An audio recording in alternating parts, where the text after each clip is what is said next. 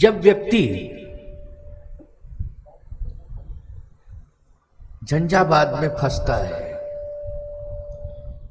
उसके मस्तिष्क में अनेकताएं आ जाती हैं, अनेकताएं, क्योंकि हमारे जीवन में जो उलझने हैं वो अनेकताओं के कारण है।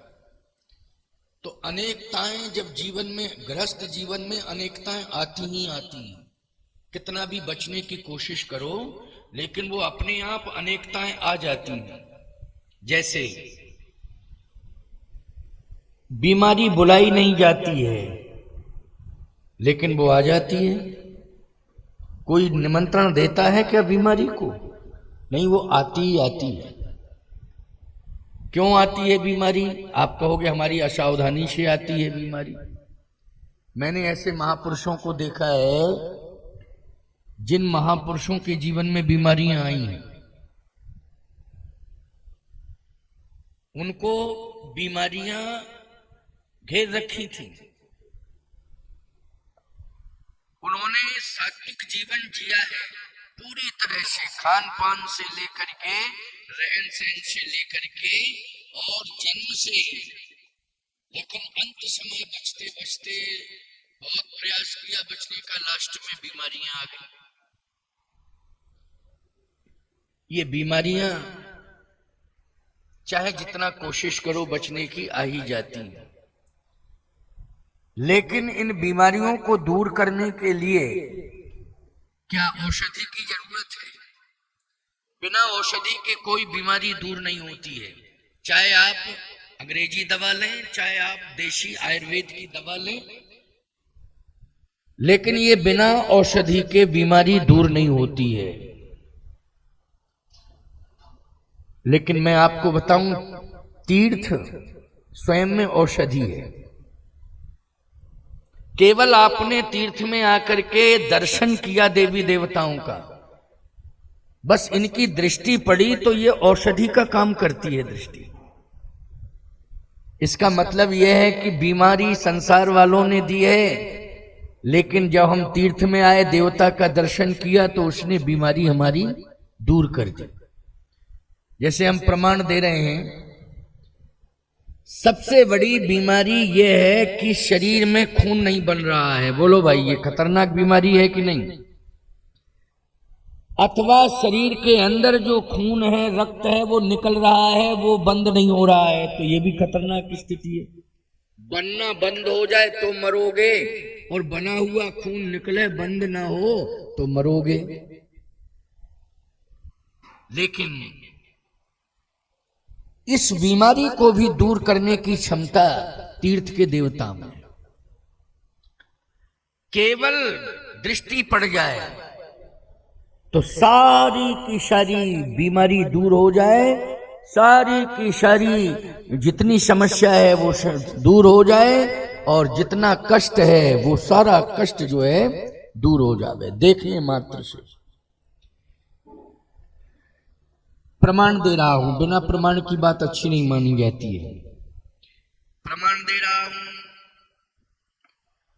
चित्रकूट जाइए आप तो चित्रकूट औषधि के रूप में है। नैमिषारण्य आइए, ये औषधि के रूप में है।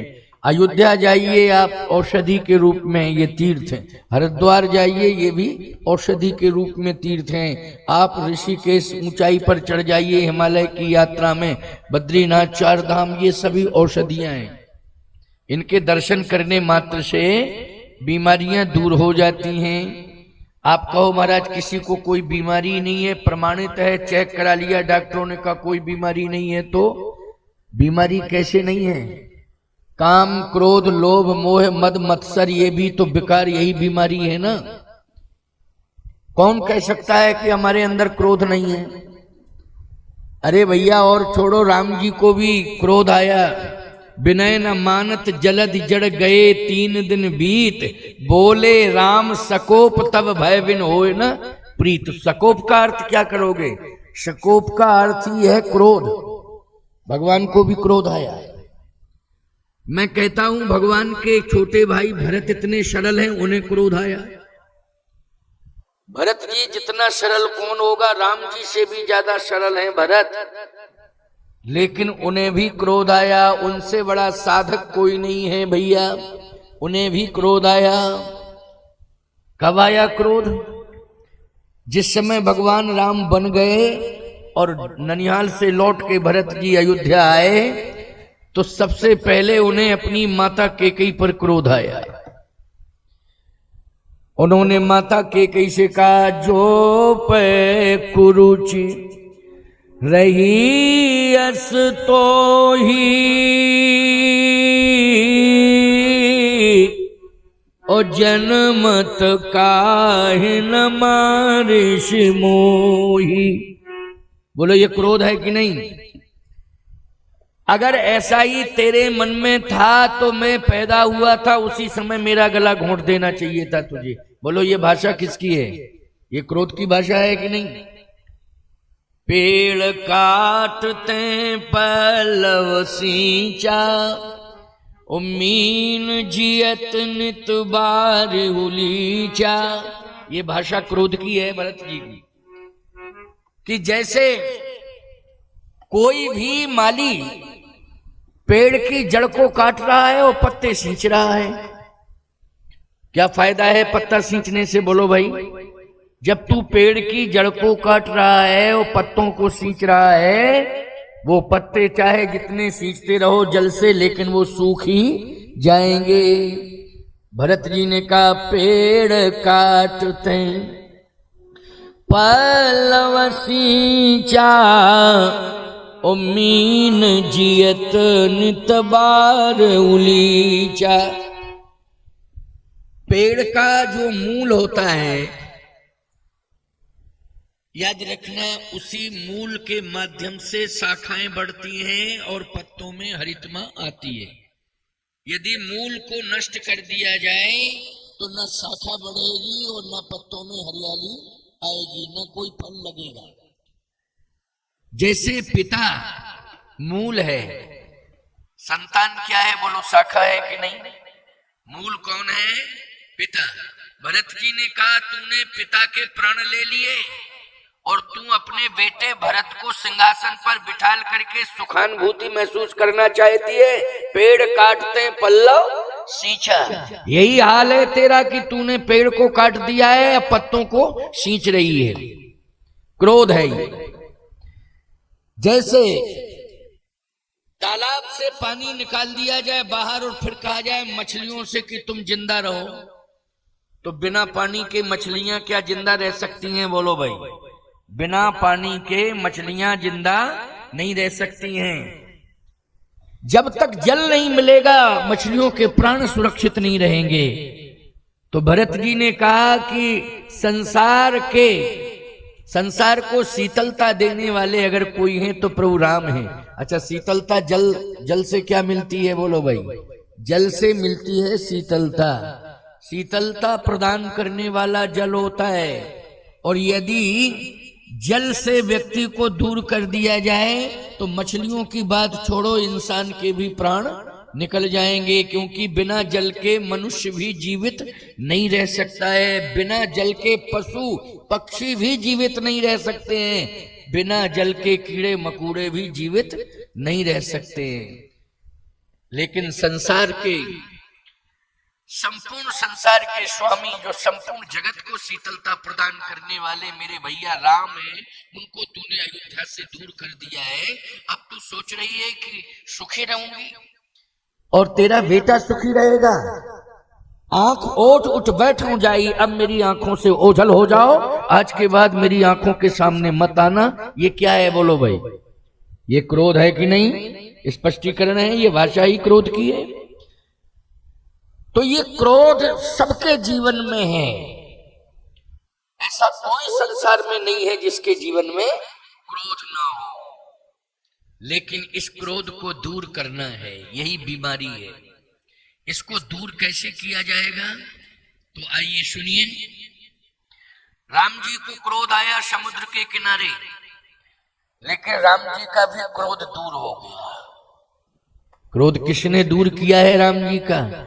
समुद्र ही स्वयं प्रकट हो गया, उसने प्रार्थना की तो राम जी का क्रोध दूर हो गया। याद रखना, ये क्रोध परिस्थितियों के कारण है और कभी कभी क्रोध जो है समाधान भी होता है। बोलो होता है कि नहीं होता है? क्रोध क्या होता है? समाधान भी होता है। भगवान राम का क्रोध व्यवधान नहीं है, समाधान है। भरत जी का क्रोध व्यवधान नहीं है, समाधान है। अगर कोई क्रोध समाधान बन रहा है तो याद रखना वो क्रोध पाप का मूल नहीं है। कोई क्रोध अगर समाधान बन रहा है तो वो पाप का मूल नहीं है, लेकिन क्रोध अगर व्यवधान बन रहा है तो ये पाप का मूल है। अध्यापक को क्रोध आता है, बच्चों को डांटता है वो, लेकिन बच्चों का भविष्य सुरक्षित होता है। तो जब भविष्य बच्चों का सुरक्षित होता है, अनुशासन में आते हैं बच्चे, तो बोलो भाई फलश्रुति बहुत अच्छी आती है कि नहीं आती है? ये क्रोध अनुशासन का प्रतीक है, समाधान। लेकिन हम लोग कभी कभी ऐसा क्रोध करते हैं कि जो हमारे परिवार की समस्या, इतनी जटिल समस्या परिवार में क्रोध पैदा कर देता है कि वो परिवार क्रोध के कारण विनाश की ओर चला जाता है। जैसे दुर्योधन ने महाभारत में क्रोध किया, द्रौपदी जी ने क्रोध किया। अंधे के अंधा ही होता है, उसे भी क्रोध आ गया दुर्योधन को। बोलो महाभारत हो गया कि नहीं हो गया? पूरा कुरुवंशियों का विनाश हो गया।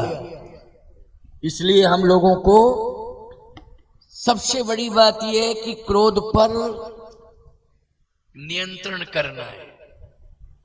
यदि हम क्रोध पर नियंत्रण कर लेंगे तो हम साधक बन जाएंगे। क्या बन जाएंगे? साधक बन जाएंगे। तीर्थ में रह करके लोग क्रोध पर नियंत्रण करते हैं, इसलिए वो साधक हो जाते हैं। आप यदि घर में रह करके क्रोध पर नियंत्रण करोगे तो आप भी साधक माने जाओगे। ये सबसे बड़ी साधना है। काम, क्रोध, लोभ और मोह। नारद जी ने हिमालय में तप किया है। कहां किया है तप? हिमालय में। अभी भी वो नारद जी की गुफा है हिमालय में। जब आप बद्रीनाथ की यात्रा करेंगे तो गंगा जी के किनारे वो नारद जी की गुफा है जहां उन्होंने तप किया है। और इतनी बड़ी साधना की है नारद जी ने कि काम को जीत लिया। बोलो जीत लिया काम को कि नहीं? प्रमाण क्या है कि कामदेव नतमस्तक हो गया। नारद जी ने क्रोध को जीत लिया। शंकर जी ने तो काम को श्राप दे दिया था, क्रोध करके जला दिया था कि नहीं जला दिया था? बोलो। लेकिन नारद जी ने क्रोध को जलाया, काम को जलाया नहीं था। इसका मतलब है कि नारद जी ने क्रोध नहीं किया। नारद जी ने क्रोध पर भी विजय पाली, नारद जी ने काम पर भी विजय पाली, और नारद जी ने लोभ पर विजय पाली। लोभ पर, लेकिन नारद जी मोह पर विजय नहीं पा पाए। इन चार में मैं कहता हूं किसी ने काम पर विजय पाली है तो लोभ पर विजय नहीं पाई, किसी ने लोभ पर विजय पाली तो मोह पर विजय नहीं पाई। एक ना एक कसर तो रह ही जाती है। नारद जी ने मोह पर विजय नहीं पाई लेकिन लोभ पर विजय पाली। क्यों? काम को जीत लिया था, तपस्या सफल हो गई, इंद्रासन मिल जाता नारद जी को। लेकिन कामदेव से नारद जी ने कहा जाओ अपने स्वामी इंद्र से कह देना कि मुझे तेरे स्वर्ग की जरूरत नहीं है, तेरे सिंहासन की जरूरत नहीं है, तू सिंहासन पर बैठकर स्वर्ग का अधिपति बना रहे, मुझे तेरे सिंहासन से मतलब नहीं है। मैंने स्वर्ग की सत्ता को प्राप्त करने के लिए तपस्या नहीं की है, मैंने तो भगवान को प्राप्त करने के लिए तपस्या की। तो नारद जी को तो पहले भी भगवान मिल गए थे। भगवान को प्राप्त करना अलग बात है, भगवान को प्रसन्न करना अलग बात है। नारद जी ने कहा भगवान को प्रसन्न करने के लिए मैंने तपस्या की।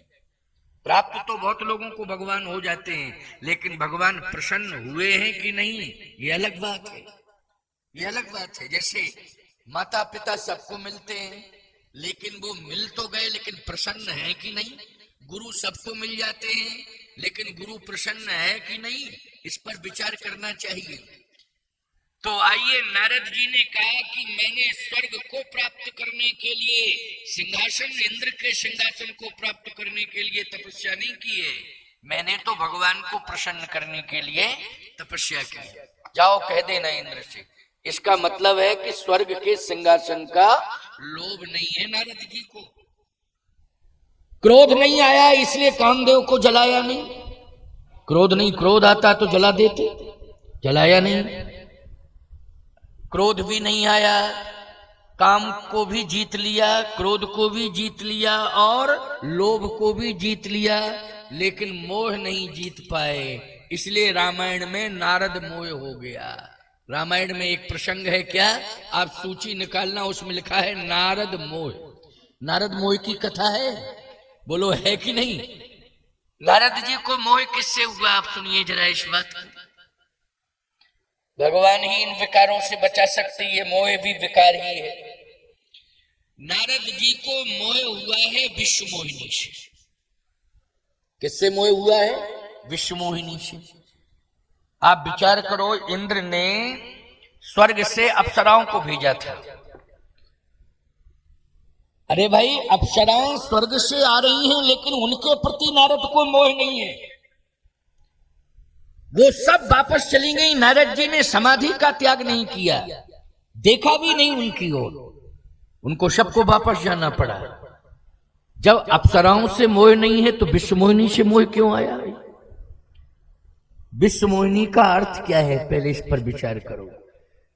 मैं साधक किसे कहते हैं, और साधक कैसे अपनी साधना को पूरा कर सकता है, और साधक कैसे विकारों से बच सकता है, कैसे भगवान को प्राप्त कर सकता है, इन बिंदुओं पर चर्चा हो रही है। जैसे महाराज मनु और शत्रुपा, ये भी साधक हैं, बोलो हैं कि नहीं? इन्होंने इतनी बड़ी साधना की है कि भगवान को ही प्रकट होना पड़ा नैमिषारण्य में। नारद जी ने भी साधना की है, अंतर इतना है, मनु शत्रुपा ने नैमिषारण्य में तप किया है और नारद जी ने हिमालय में तप किया है। भगवान राम ने भी तप किया है, वो चित्रकूट में तप किया है। कहां किया है? चित्रकूट में 11.5 साल तप ही किया है राम जी ने। नारद जी को विश्व मोहिनी से मोह हुआ है। विश्व मोहिनी का अर्थ है विश्व मानी संसार, और मोहिनी मानी मोहित करने वाली। मोहिनी का अर्थ क्या हुआ? मोहित करने वाली। और विश्व मानी क्या होता है? संसार। संसार को मोहित करने वाली अर्थात भगवान की माया। संसार को मोहित करने वाली कौन है, बोलो भाई? माया। नारद जी को भगवान की माया से मोह हो गया। किससे हुआ है? माया से। अब भैया माया से मोह हो गया, अब यहां तक मोह हुआ कि नारद जी ने कहा मैं वरण करूंगा। मैं क्या करूंगा? वरण। वरण का मतलब है मैं विवाह करूंगा। बड़ी समस्या आ गई साहब। नारद जी ने जिद ठान ली है कि नहीं, मैं तो विवाह ही करूंगा विश्व मोहिनी से। आप कहोगे महाराज साधु संतों के पहले विवाह होते ही थे, जैसे अत्रि जी ने विवाह किया, अगस्त जी ने विवाह किया, पुलस्त जी ने विवाह किया, बोलो किया कि नहीं किया? वशिष्ठ जी ने विवाह किया, विश्वामित्र जी ने विवाह किया। नारद जी विवाह कर लेते तो क्या दिक्कत थी? विवाह करना गलत नहीं है, लेकिन विवाह की विधि तो नहीं बिगड़ रही है कहीं। अगर विवाह करने वाली विधि आपकी बिगड़ रही है तो विवाह करना उचित नहीं है। जैसे हमारे यहाँ नियम है कि विवाह किया जाता है, उसके पहले 3 बातों पर विचार किया जाता है। जो घर वर कुल हो ये अनूपा, तो करिए विवाह सुतायन रूपा। ये विचार है हमारे यहाँ, बहुत श्रेष्ठ विचार है कि बरमानी श्रेष्ठ आचरण करने वाला, आप जिसके साथ अपनी बेटी का विवाह कर रहे हैं उसका चरित्र अच्छा होना चाहिए, इसे देखना पड़ेगा आपको। यदि उसका चरित्र बिगड़ा हुआ है तो आपकी बेटी को सुख नहीं मिलेगा, आपकी बेटी वहां सुखी नहीं रह पाएगी। इसलिए चरित्रवान देखो। सबसे पहला प्रमाण तो चरित्र का यही है कि नशा तो नहीं करता है। कई प्रकार का नशा होता है, लोग शराब नहीं पीते हैं तो जहरीला गुटखा खाते हैं। ये भी तो जहरीला गुटखा मानी क्या है? ये भी तो नशा ही है। बोलो भाई, बहुत से लोग शराब नहीं पीते हैं लेकिन सिगरेट पीते हैं, ये नशा है। सिगरेट नहीं पीते तो बीड़ी पीते हैं, ये भी नशा है। बीड़ी नहीं पीते हैं तो तम्बाकू खाते हैं, ये भी नशा है। और तम्बाकू भी नहीं खाते हैं तो दूसरों की खोपड़ी खाते हैं, ये भी गलत बात है। क्यों भाई? खोपड़ी खाते हैं, परेशान करते रहते हैं, बोलो ये भी एक नशा है कि नहीं? ये भी नशा है। कम बोलो, आवश्यकता पड़ने पर बोलो, और मीठा बोलो, किसी को बुरा ना लगे ऐसा शब्द बोलो। हमारे यहां ये है मर्यादा। बच्चों ध्यान से सुनना इस बात को, कम बोलना चाहिए, मीठा बोलना चाहिए, सत्य बोलना चाहिए, मृदुभाषी होना चाहिए। ये चरित्रवान के लक्षण।